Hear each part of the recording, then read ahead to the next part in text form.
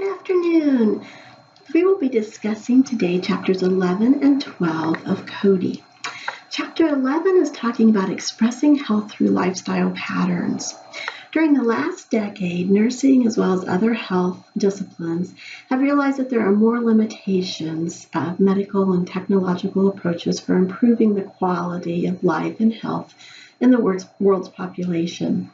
We now have adopted a concept of disease prevention and promotion.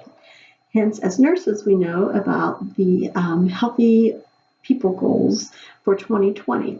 And part of that is to attain a high-quality, longer lives free of preventable diseases, disabilities, and premature death. So this goes along with what we have always known when it comes to nursing.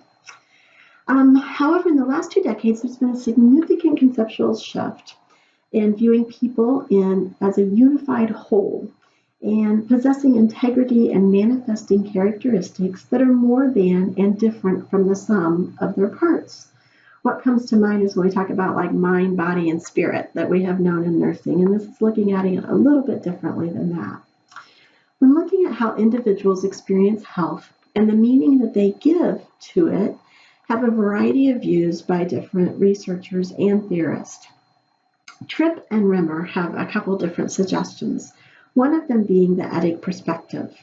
This is where objective observations without input from the individuals being observed are used to determine their health.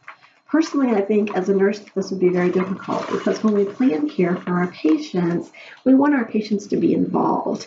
If we want them to get better and to improve their care, we need to have their buy-in and participation in maintaining and improving their health.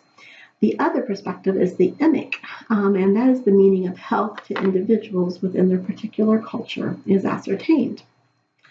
Along with the unitary view of health, there's an increasing tendency to reject the health-illness continuum that Newman had criticized on the grounds that it maintains a false dichotomy by polarizing health at one end of the continuum and illness at the other end of the continuum.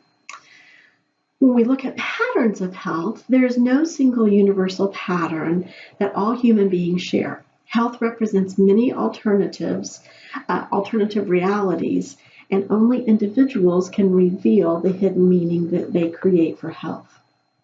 They talk about when we classify expressions of health, that there's 5 different dimensions are mentioned in here of human health expression. And they're organized into the 5 experiences, and then they're broken down into 15 subcategories. You can review these and look at these on pages 110 and 111 in your book, table 1-11. The first of the 5 expressions is affect, and that's including serenity, harmony, vitality, and sensitivity. They're intended to denote emotions and feelings that are subjectively experienced. The second is attitudes, which are optimism, relevancy, and competency. Attitude structure is the way that a person sees the world, like emotions, and expressing a person's values and priorities. Attitudes can be developed in relations to specific situations or events. The third is activity, including a positive life pattern, meaningful work, and invigorating play. I think there's a typo in your book because it says pay, but later it talks about play. Positive life patterns go beyond isolated health practices to action patterns that are an integral part of life ways. Examples of this would be eating well, exercising, being able to manage stress, which I'm sure a lot of us are going through stress right now with working on our DMPs and trying to balance between family and work and church activities. Aspirations is a self-actualization and social contribution, where life is not a random series of events, but an organized unfolding of each individual in light of personal aspirations and choices. And again, we're making the choice to go on and get our DMPs and having to work for that. The fifth being accomplishment, and that is including enjoyment, creativity, and transcendence. Accomplishments are expressions of health, and they can be identified as the payoffs in life. Following a 5-year study on health promotion, over 2,000 adults were looked at, and there were 3 different assumptions that have come to light because of that. And The three assumptions are integration of the views of clients as well as health professionals is essential to derive useful identification of health. The second being health is a manifestation of person-environment integral patterns that become increasingly complex throughout the lifespan. And the third, some human health patterns can be directly observed while others must be self-reported. When reviewing back, all 5 of the terms that were listed have daily fluctuations as well as evolving over patterns of time. The 5 dimensions are proposed as a cultural free, where the 15 subcategories with those potential indicators can be related to culture specific. Health is a lifespan process that is largely subjective and a private experience that is only partially understood by the observation and traditional scientific method. A new view of health is needed that is positive, comprehensive, unifying, and humanistic. Rogers reviews that the unity of man is a reality. Man interacts with his environment in his totality. Only when a man's wholeness is perceived does the study of man begin to yield meaningful concepts and theories. Only as a man's oneness is apprehended, it is possible to identify the man's distinctive attributes. So this is Rogers' theory that he came up with in 1970, I believe, and that is listed in page 106 in your book. When we move on to chapter 12, and we're talking about healing, on the healing, Crowling, on page 119 in your book, he has a statement that I feel is a good statement, and it says, healing is conceptualized as the realization, knowledge, and appreciation of the inherent wholeness in life that elucidates prospects of clarified understanding and opportunities for action. I think that is a very good summary. He then goes on and he talks about that there are 6 different ways when we're looking at the healing, that the unitary pattern that he states, an appreciation for the wholeness within the pattern in the following 6 ways. It seeks perception of the full force of a pattern, requires sensitivity and sensibility to the manifestations, involves perception, recognition, intelligent notice of human expressions, estimates unitary energy field pattern as a meaningful representation called a profile. The pattern is significant regardless of the characteristics, and it is approached with a gratefulness and an enjoyment. Reaching for the essence, the pattern has a potential for deepening understanding in service to the individual and to the knowledge.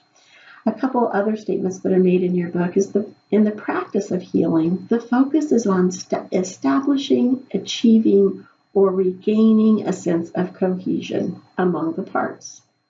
It also states in the unitary view of healing as an appreciation of wholeness, the attention is on the pattern that emerges in human experiences, perceptions, and expressions, occurring in unity and arising from human environment mutual process. In the practice of healing, the focus is on appreciating the wholeness within the pattern.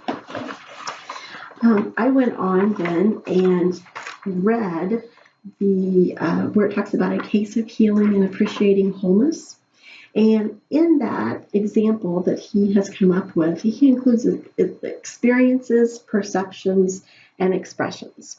Then at that point, he talks about, and he gives the example of Karen. And Karen was a woman who was a little girl. Her parents were married. And then she felt safe and she felt happy for a period of time. She had an incident when she fell down on the sidewalk and hit her chin and called to try to get help, tried to get help from her teachers, tried to get help from her mom, who took her to the doctor.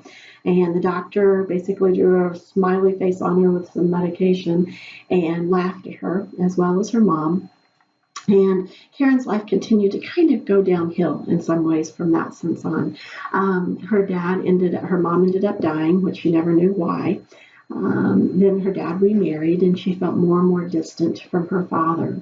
She then entered 2 different marriages where she was trying to find warmth that they alluded was similar to a fire in a cave that she had talked about, and we'll use that illustration in a moment, and that she was constantly throughout her life looking for that warmth. And more than likely, it was the warmth that she had received from her mother when she was younger. And so what the author did was he came up with a way of telling Karen's situation in a story. And I found that the story was very interesting because what he did is he took about 3 weeks and he wrote it into a little bit of a different version and used examples. And he talked about how the cave and the fire was a way of her trying to build warmth, and that she was constantly trying to find that, whether it was in the 2 husbands that she had. There was a relationship that was entered into at work that was not a good relationship and an extramarital affair, and there was hurt that came from that. And she had problems just developing that sense of contentment and wholeness. And what I love that the author did was that he allowed her to kind of write the ending to her story, or wrote a different ending as well to the story, to where she is allowed to be able to find wholeness and to find happiness. And instead of having negative endings to whatever her circumstance was, she has the availability to promote positive endings and to make those changes. In other words, the story doesn't have to stay written how it was, but she has the ability to change it. She has the ability to grow. She has the ability to find the warmth and the happiness that she has been looking for. And I feel this could be a really neat approach in dealing with some of our patients when they have had a lot of loss in their life. It's giving them the ability to change their story. They don't have to stick with the sad endings that she has had, but she has the ability to change those things and to move forward in a positive direction. Thank you so much. Have a blessed day.